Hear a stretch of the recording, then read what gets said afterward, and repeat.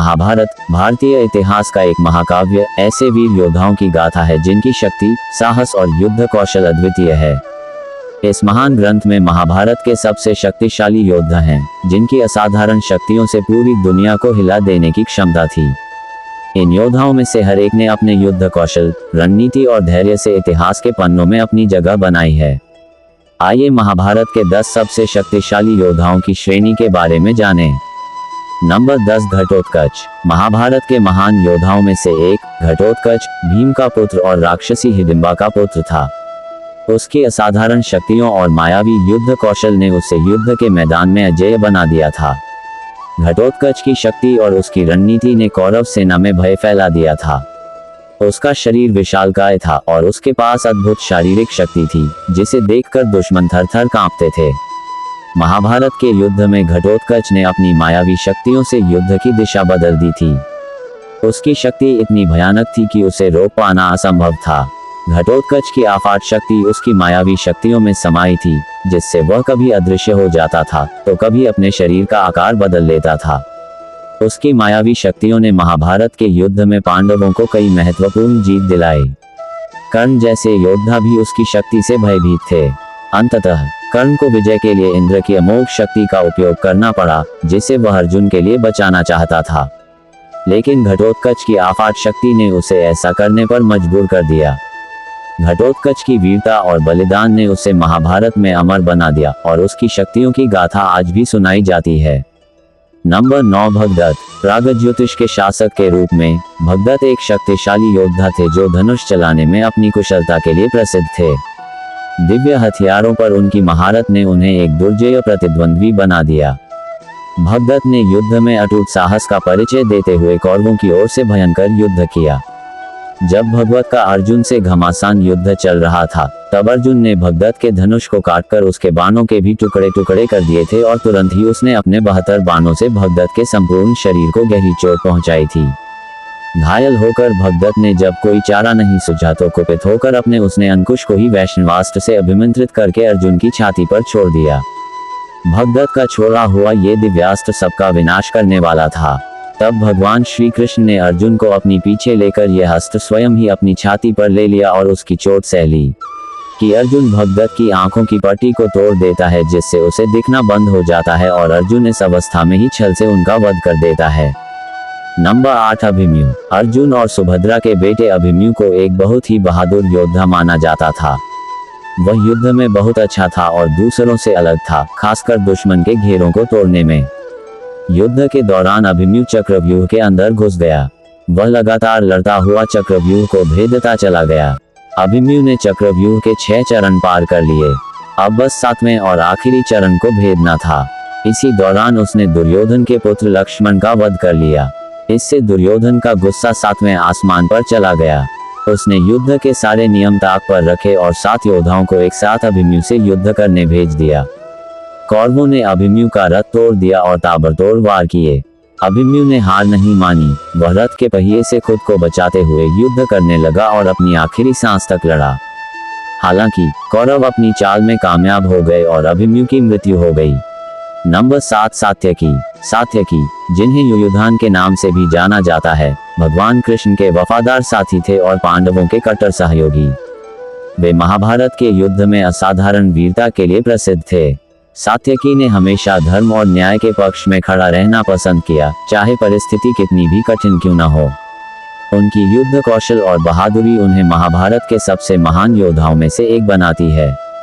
Number 6 Bhim. Mahabharat के सबसे शक्तिशाली योद्धा में से एक भीम अपनी अद्वितीय शक्ति और वीरता के लिए प्रसिद्ध हैं। भीम, पांडवों के द्वितीय भाई, ने महाभारत के युद्ध में अपनी ताकत और युद्ध कौशल का प्रदर्शन किया। उनका बल और शौर्य उन्हें युद्ध के मैदान में एक महत्वपूर्ण योद्धा बनाता है। भीम की अद्वितीय शारीरिक शक्ति और साहस ने कई महत्वपूर्ण युद्धों और चुनौतियों में चमक दिखाई। उनकी वीरता ने न केवल पांडवों को कई लड़ाइयों में विजय दिलाई, बल्कि उन्होंने महाभारत की कथा में एक महत्वपूर्ण स्थान भी प्राप्त किया। भीम की शक्ति केवल शारीरिक बल तक सीमित नहीं थी, बल्कि उनकी रणनीतिक समझ और न्यायप्रियता भी उनकी महत्वपूर्ण विशेषताएं थीं। महाभारत के युद्ध के दौरान भीम ने कई प्रमुख कौरवों को पराजित किया, जिनमें दुर्योधन और जयद्रथ शामिल थे। उनकी ताकत और युद्ध कौशल ने उन्हें महाभारत के सबसे प्रभावशाली योद्धाओं में से एक बना दिया। भीम की भूमिका न केवल युद्ध के मैदान में बल्कि पांडवों के परिवार और उनके आदर्शों में भी महत्वपूर्ण रही।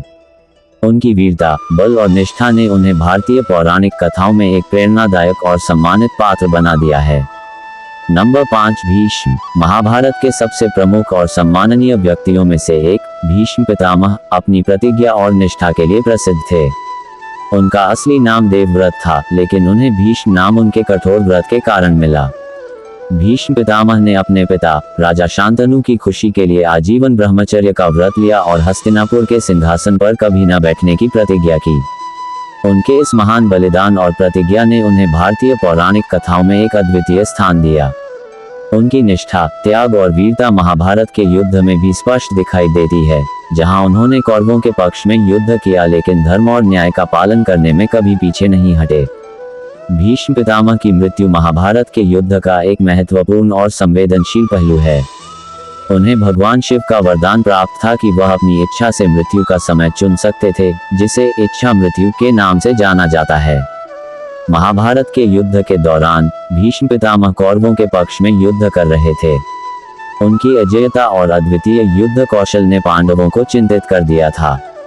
अंततः श्री कृष्ण की सलाह पर पांडवों ने भीष्म पितामह को पराजित करने के लिए शिखंडी को सामने रखा।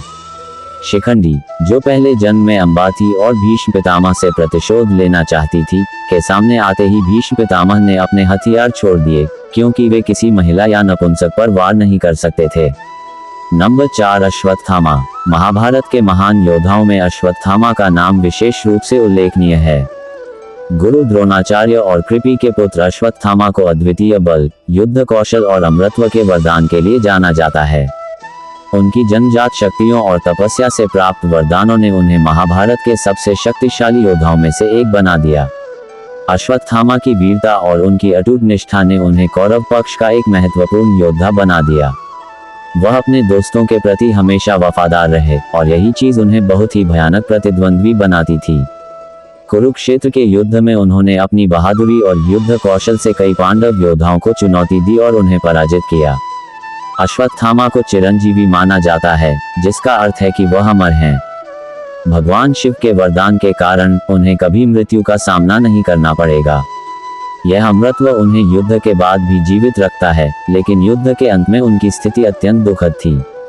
अपनी नाराजगी में अश्वत्थामा ने पांडवों के शिविर में रात को निर्दोष योद्धाओं की हत्या कर दी, जिससे उन्हें श्राप मिला। उनकी अमरता अब एक अभिशाप बन गई, जिसमें वह शाश्वत रूप से पृथ्वी पर भटकते रहते हैं। अश्वत्थामा की कहानी शक्ति, वीरता और अभिशाप के कारण अमर है और आज भी भारतीय पौराणिक कथाओं में महत्वपूर्ण है। नंबर 3, कर्ण। महाभारत के महान योद्धाओं में से एक, कर्ण अपनी अद्वितीय और उदारता के लिए प्रसिद्ध है। कर्ण का जन्म कुंती और सूर्यदेव के पुत्र के रूप में हुआ था, लेकिन उन्हें सूत पुत्र के रूप में पाला गया। उनकी सामाजिक स्थिति ने कई कठिनाइयां दी, लेकिन उनकी वीरता और धनुर्विद्या ने उन्हें महाभारत के महान योद्धाओं में शामिल किया। कर्ण का जीवन संघर्षों से भरा था, लेकिन उनकी अद्वितीय क्षमताओं ने उन्हें कौरवों के प्रमुख योद्धा के रूप में स्थापित किया। उनका विजय धनुष और उनकी अद्वितीय युद्ध कला ने उन्हें अद्वितीय बना दिया। कर्ण को दानवीर कर्ण के नाम से भी जाना जाता है, क्योंकि उनकी उदारता की कोई तुलना नहीं थी। उन्होंने अपनी आखिरी सांस तक दान करना नहीं छोड़ा। यहाँ तक कि उनकी मृत्यु के समय भी उन्होंने अपनी अमूल्य कवच और कुंडल भगवान इंद्र को दान कर दिए, जो उन्हें अभेद्य बनाते थे। उनकी इस उदारता ने उन्हें एक अद्वितीय योद्धा और व्यक्ति बना दिया। कर्ण की वीरता और दानशीलता की कहानी महाभारत का प्रेरणादायक अध्याय है, जो साहस और उदारता का पाठ पढ़ाती है। नंबर 2, द्रोणाचार्य। महाभारत के युद्ध में गुरु द्रोणाचार्य की शक्ति और युद्ध कौशल अद्वितीय थे। द्रोणाचार्य, जो पांडवों और कौरवों दोनों के गुरु थे, ने अपने लंबे समय के प्रशिक्षण और अनुभव से युद्ध में अपार शक्ति प्राप्त की। उनकी प्रमुख शक्तियों में उनकी अद्वितीय युद्ध रणनीति, विविध अस्त्रों का ज्ञान और असाधारण युद्धकला शामिल थी। द्रोणाचार्य ने सैनिकों को हर पहलू में प्रशिक्षित किया, जिससे उन्हें युद्ध में महत्वपूर्ण रणनीतिक लाभ मिला। उनका ज्ञान और अनुभव उन्हें महाभारत के प्रभावशाली योद्धाओं में से एक बनाते थे और उनकी रणनीतियों ने युद्ध का परिणाम बदल दिया। द्रोणाचार्य की शक्ति युद्ध कला तक सीमित नहीं थी, बल्कि उनके पास दिव्य अस्त्रों और बाणों का भी ज्ञान था। उनका प्रयोग करने की कला उन्हें एक अभेद्य योद्धा बनाती थी। वे विशेष रूप से विजय और पाशुपतास्त्र जैसे अस्त्रों के विशेषज्ञ थे, जिनका उपयोग उन्होंने युद्ध के प्रमुख मोड़ों पर किया। उनकी क्षमताओं और रणनीतियों ने कौरवों को महत्वपूर्ण लाभ दिलाया और वे युद्ध के प्रमुख रणनीतिकार बने। द्रोणाचार्य की शक्ति और रणनीतिक समझ ने उन्हें महाभारत के युद्ध में एक केंद्रीय भूमिका निभाने वाला पात्र बना दिया। नंबर 1 अर्जुन। महाभारत के महान योद्धाओं में से एक, अर्जुन अपनी अद्वितीय धनुर्विद्या और वीरता के लिए प्रसिद्ध है। पांडवों के तीसरे भाई अर्जुन ने गुरु द्रोणाचार्य से धनुर्विद्या की शिक्षा प्राप्त की और अपने असाधारण कौशल से सभी को प्रभावित किया। उनकी प्रमुख उपलब्धियों में महादेव से पाशुपतास्त्र प्राप्त करना और इंद्र से दिव्यास्त्र हासिल करना शामिल है। अर्जुन ने अपने अद्वितीय कौशल और रणनीतिक सोच से महाभारत के युद्ध में कई महत्वपूर्ण युद्ध जीते। उनका धनुष, गांडीव और उनके बाणों की अपार संख्या उन्हें अजेय बनाते थे। अर्जुन की वीरता और युद्धकला ने उन्हें महाभारत का सबसे उत्कृष्ट धनुर्धर बना दिया।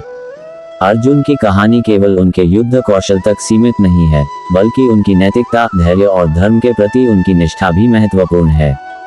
भगवद गीता के उपदेशकर्ता श्री कृष्ण ने अर्जुन को जीवन और कर्तव्य के महत्वपूर्ण सिद्धांतों से अवगत कराया, जिससे उन्होंने युद्ध के मैदान में अपने कर्तव्यों का पालन करते हुए धर्म का पालन किया। अर्जुन की वीरता और निष्ठा ने उन्हें न केवल एक महान योद्धा, बल्कि एक आदर्श व्यक्ति भी बनाया। उनकी गाथा आज भी प्रेरणा का स्रोत है और भारतीय पौराणिक कथाओं में अर्जुन का नाम सदैव गर्व और सम्मान के साथ लिया जाता है। मेरी यह जानकारी आपको अच्छी लगी हो तो मेरे चैनल को सब्सक्राइब करें, वीडियो को लाइक करें और कमेंट करें। धन्यवाद। राधे राधे।